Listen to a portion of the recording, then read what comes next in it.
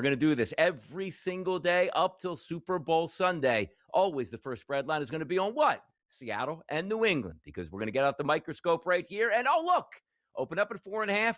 Still sits at 4.5 in most outlets. 46.5s can still find 45.5s and 46s in the marketplace right now. Until we get closer to game week, probably not going to have a lot of movement, but we did have injury information come out for Drake May. A little bit banged up on his shoulder. He will be fine. Sam Darnold, we've been hearing about for weeks that he can't throw a football. Absolutely threw it all over the field against the Los Angeles Rams, and extra time to get ready for this one. Both quarterbacks should be fine. They'll appear on the practice reports. We'll scrutinize and analyze those, Joe. But looking at the Super Bowl today as it sits on Thursday, about a week and a half out, what's that spread line for you? Yeah, we talked to some of the guys in the risk rooms yesterday, Donnie, and they are under the assumption, hasn't been anything crazy.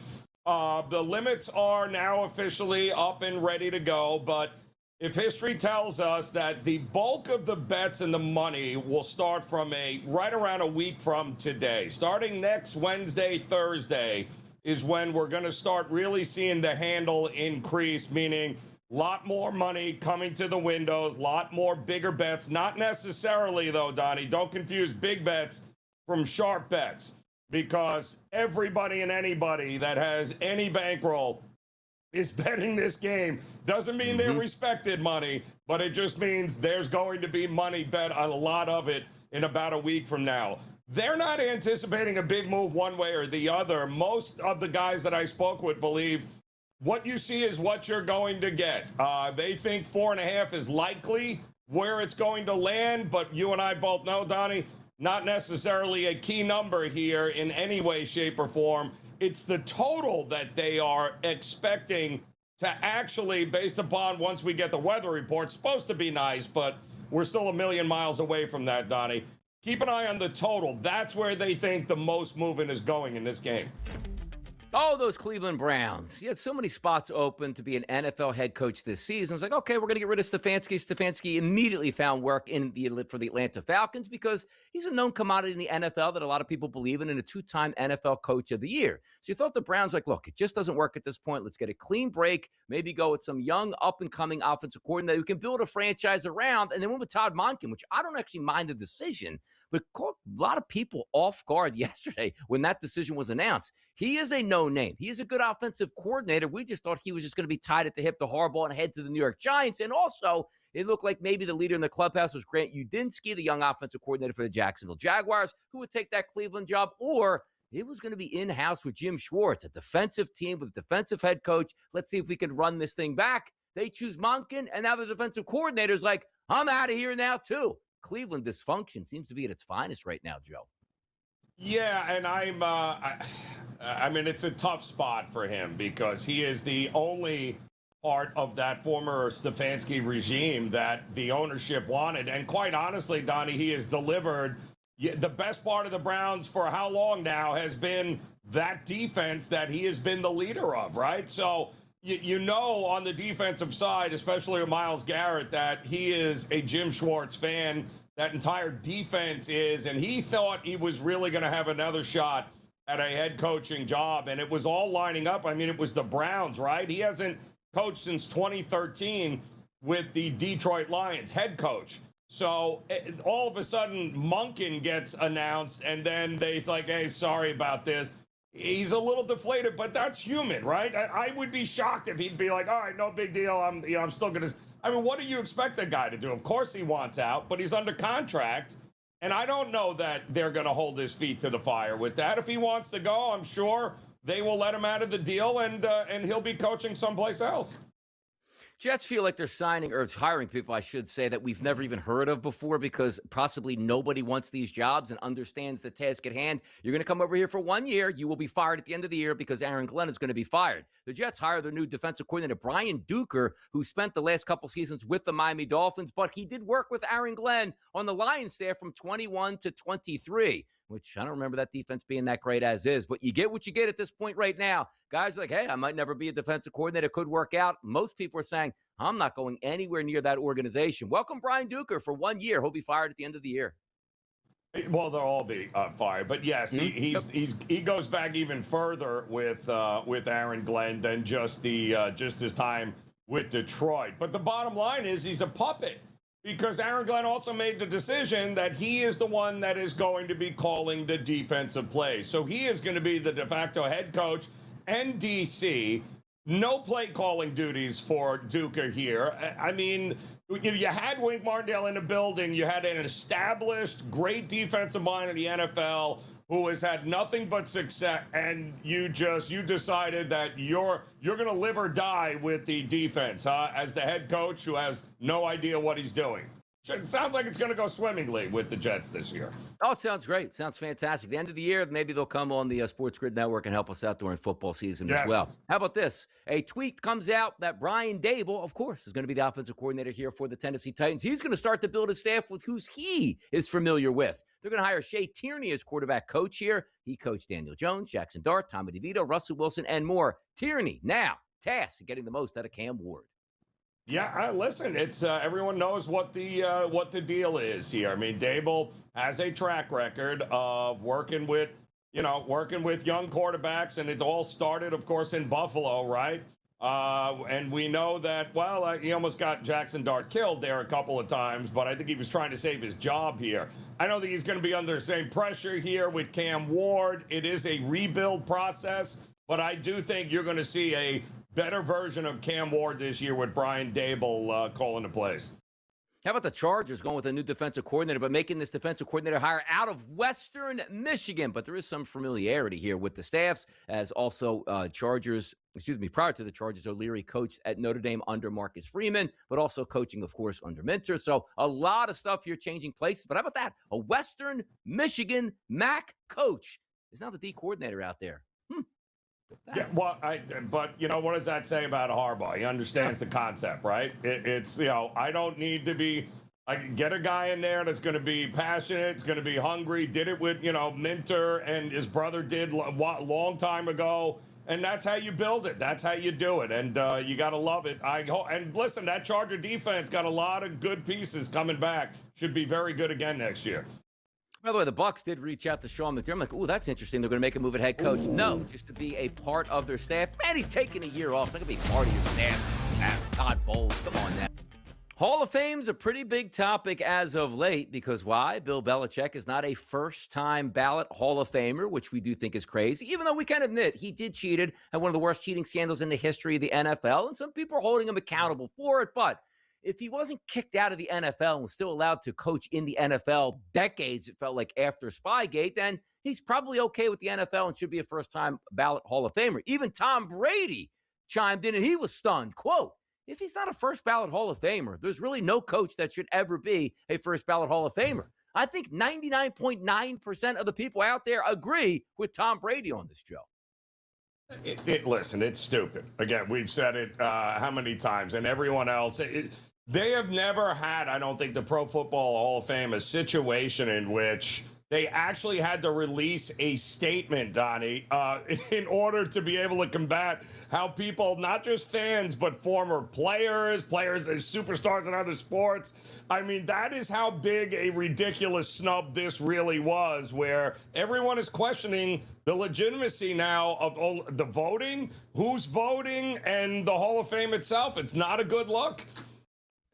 Not a good look here, but also understand this. There's a lot of people putting out information where we know we're backstabbing Bill Belichick along the way. One of those guys is Robert Kraft. Oh, basically saying, don't look at me. Like his record stands for itself. When all we heard when he left New England was, I'm going to talk to my fellow owners and make sure nobody hires this guy because apparently that 302 career wins that he has, 328 Don Shula, 2 or 3 more years, he would have gotten that here. And it's apparent they don't want him to get that here. But everybody now who had the issues, wasn't me. Like Bill Paul, what do you mean? I know I don't, but I voted for him. Absolutely. Why is there a lot of that smoke where there's fire type of acts from some of these owners / former general managers who go, not me, when you know it's them?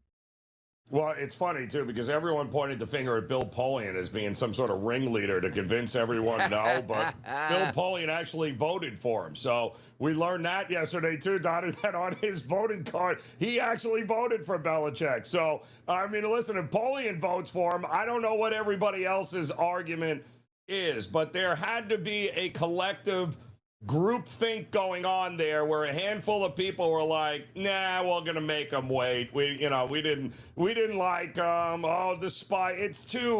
Come on. It's too easy. The reality is he should be in, will be in, but not as a first ballot Hall of Famer. So I guess congratulations to those that wanted to take a stand. For what? I have no idea, but all right. Congrats. By the way, like sometimes you get the scales of justice and they're tipped unfair to one side, which I do think is happening to Bill Belichick. But just when you figure you can't trust the general public with voting on who gets to the Hall of Fame, they bring you right back and say, you know what? They are correct people. Eli Manning, not voted into the Pro Football Hall of Fame for the second straight year. It should be a third straight year, a fourth straight year, a fifth straight year, a sixth straight year. Because I understand one thing. If I have a great quarterback on that football field, you know what that great team does? They win a majority of their football games. I can't put you in the Hall of Fame if you're a 500 quarterback. I just can't. It's the single most important position in sports. And you don't have a winning record? Get out of here. Unbelievable, Donnie. It really is. This argument has been going on for how long? With Woody, or is he, or isn't he, or listen, his two best games, his two most memorable moments have been beating the one coach and quarterback combo that nobody else could in a lot of spots here. So yes, was he a 500 quarterback? Yes. Was he some of the numbers look really good, other numbers don't look great? Is he a first ballot guy? No, of course not. But should he be in? Kind of hard not to, because he was a big part of that decade there where everyone thought Tom Brady was going to be invincible. And had it not been for Eli, the Dolphins wouldn't be cracking open champagne every year, would they, Donnie?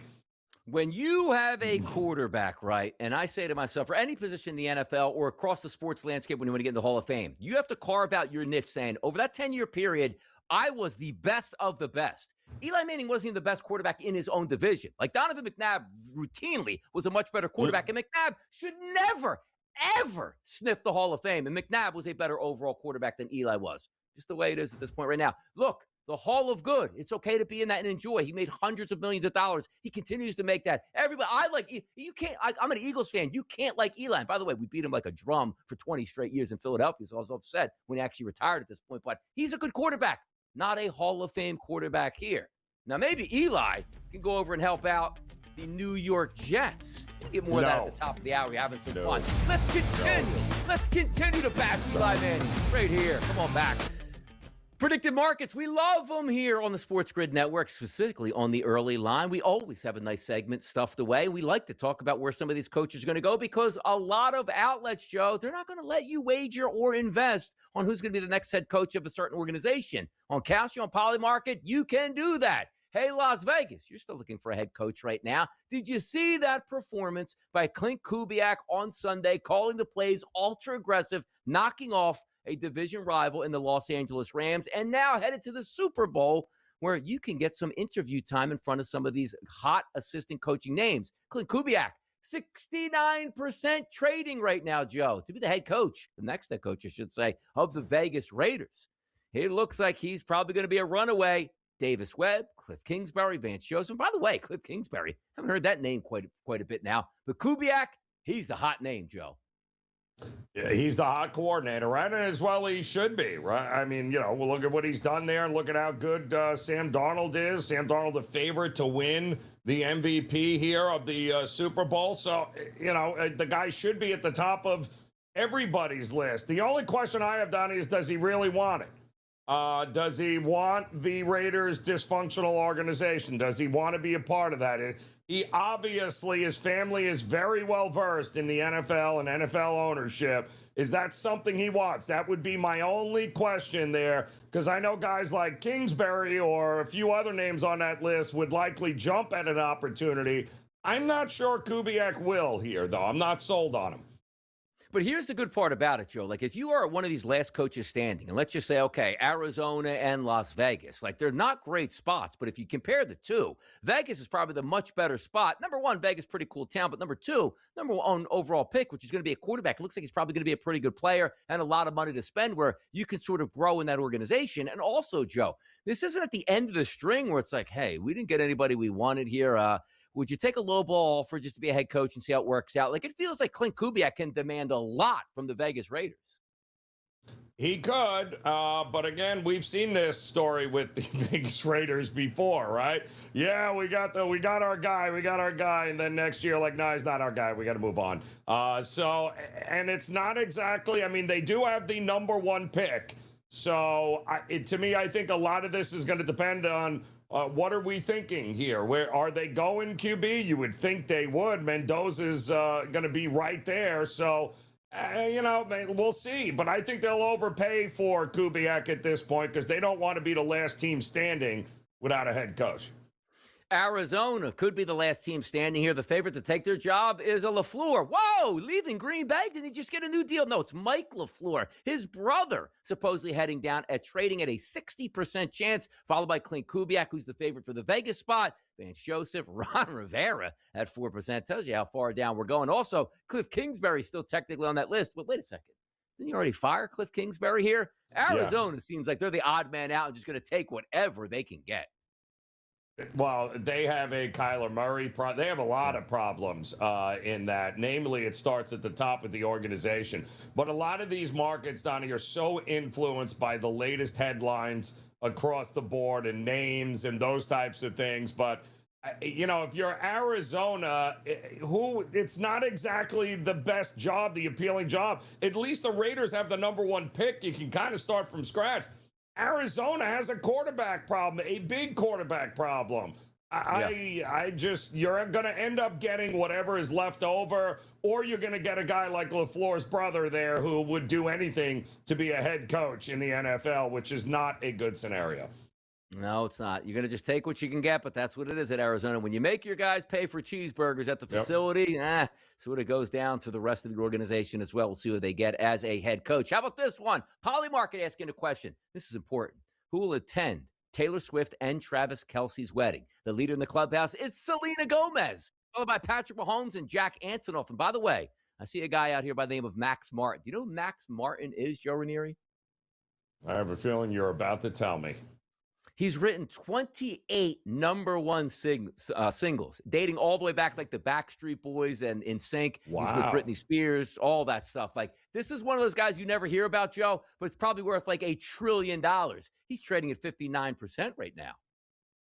I would sure he's probably wrote a couple of Taylor Swift gems too then. Yep. So I would imagine. Yep. So there you go. Yep, that's actually a pretty good call there. So is Patrick Mahomes. He's going to be there as well.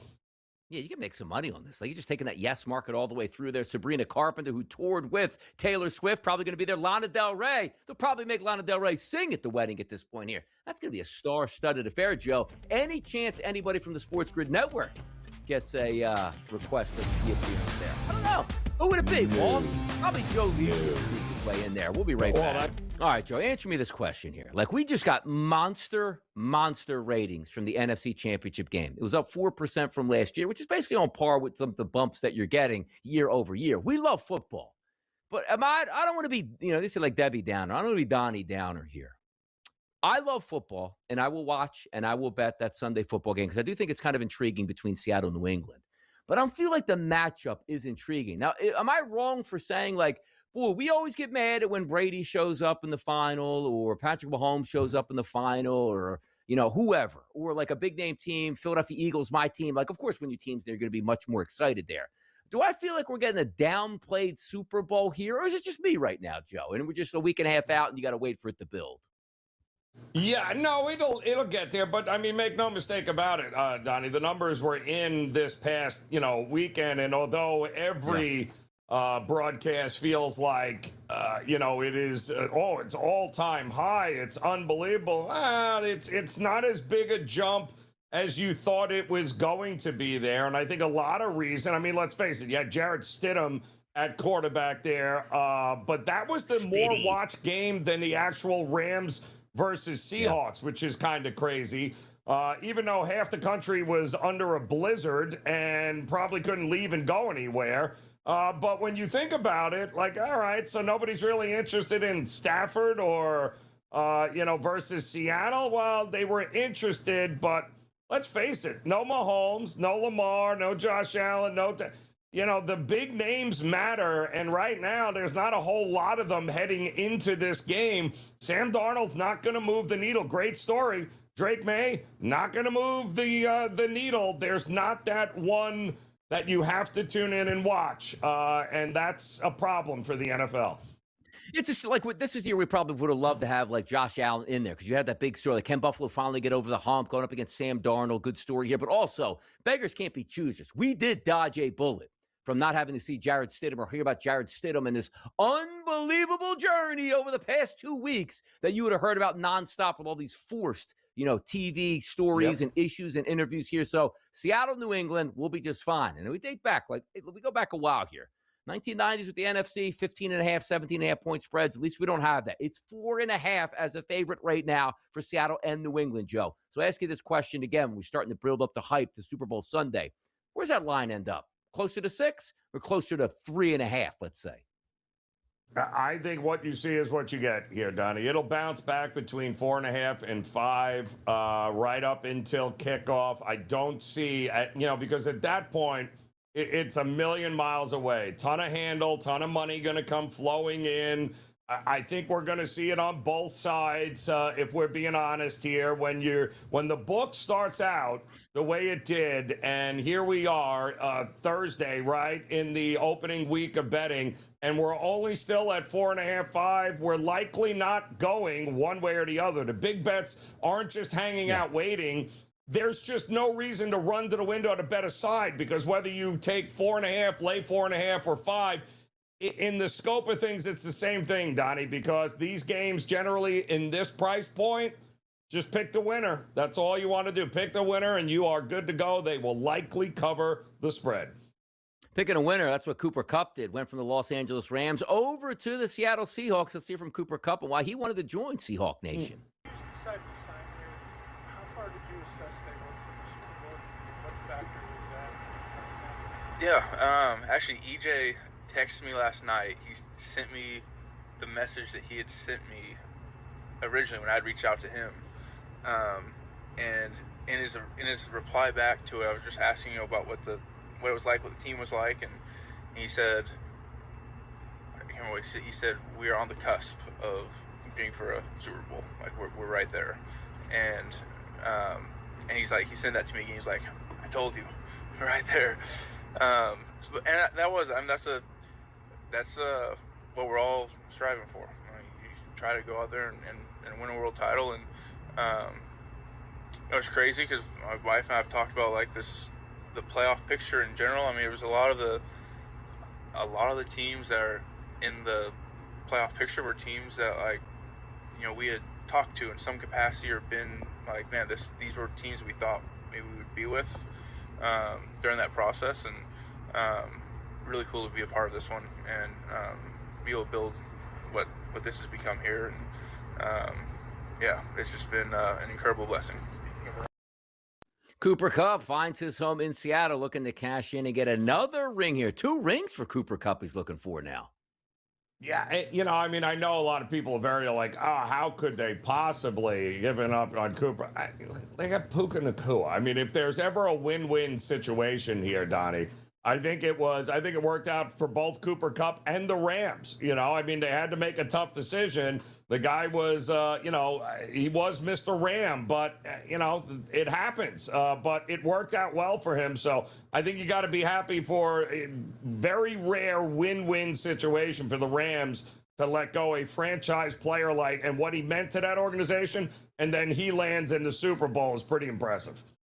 And how about who makes it to the Super Bowl? Out of the last 10 years, only 9 franchises have participated in the last 10 Super Bowls because why? The AFC typically dominated by 2 football teams here. But in the NFC, I see the birds pop up 3 times. I remember, Joe, 1985 was probably the first Super Bowl. That was the Bears and the Patriots that I could understand the game and watch it from start to finish. I remember thinking with my friends, be like, It was so cool if like the Eagles ever would get to a Super Bowl. What little did I know it was 1985. They wouldn't appear in one until 2004. So yeah, the Eagles never appeared, but 3 times in the past 10 years for my Birds. But that AFC, it's all KC and all New England. That's all it is there. And it's so interesting with the NFC, right? So you got 2 for the Rams, 2 for Seattle. You got 3 for, and then you got Atlanta like buried somewhere deep in there and over the last 10 years, which is hysterical. But no, it's there's consistency there over the last decade, Donnie, in both divisions. And that's very telling here. And it all starts with ownership and the guys pulling the strings at the top. So I think the rest of the league, like the Jets, could learn a thing or two.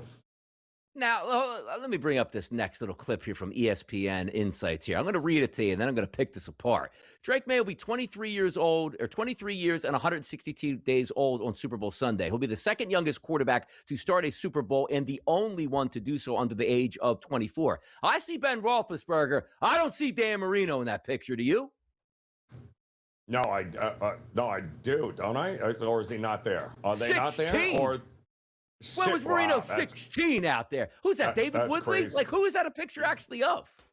Oh, 16 is not Marino. Yes, that's well, that is just a Dolphin at this point, and really at that point, that's all that matters, really. But how old was Roethlisberger, by the way, when he was 20, almost 24? He was 23 years, 340 days. Yeah. And Marino was 23 and 127 days here. How about that? I think that, yeah, David Woodley down there's a picture of Marino. I'm like, damn, Marino wore 16. That's Never great. damn Marino disgrace us by putting on number 16 as opposed to 13 out here. And by the way, Mattress Mack is back here, making dollars make sense out here. The largest reported Super Bowl futures bet now belongs to Mattress Mack. He placed a $2 million wager at Caesars Sportsbook on the AFC winning the Super Bowl at a plus 200 odds before Sunday's championship games here. So there you go. Furniture promotion ready to go. Well, I think, aren't they about plus 200 right now, New England? I think. I'm not sure there was a ton of value in that, but I got to double check what is the money line right now for New England to win this game outright. And it's got to be somewhere around there. What do we got? Minus, so plus 190. So yeah, some future bet. You didn't get a whole lot of value there betting it early because you're getting the same price right now. Yeah, the Patriots could have busted out a sweet uniform for the Super Bowl. They had the first choice on uniforms. They went white on white, which they could have went with their throwbacks here, which we didn't get. A throwback Super Bowl with 2 beautiful uniforms. We can never have nice things at this point here. Never. No. It's the white on white is an interesting choice, I think. White on white. That's Rick Ross, I believe, right? That's out there. That was next. That's right. Cam is coming up next. Already made one bet for the Super Bowl, guys. I'll give you a prop bet now. Yep. It's a sneaky one, too. George Halani, over 8.5 yards receiving for the Seahawks. He went 3 for 27 last week, 9 yards. Yeah. Watch out. Everyone's going to be focusing in on Walker. We hit Walker over with the receiving yards. Watch out for George Halani. He's the backup. And people look at, what about the rushing? He rushed for three carries for 4 yards for Seattle. But I think he'll be a big, the Patriots are going to bring pressure. Watch out for Halani. He's going to get 3 or 4 balls, I think, and get way over 8.5 yards receiving. So that's what I'm looking at. And great call by you guys getting out the futures earlier. I got one in my pocket with Walker at 16-1. What is he now? 6-1. These guys told you got to get the stuff early in the championship games. Now all the numbers are gone. So I got a few players in my back pocket if Seattle wins.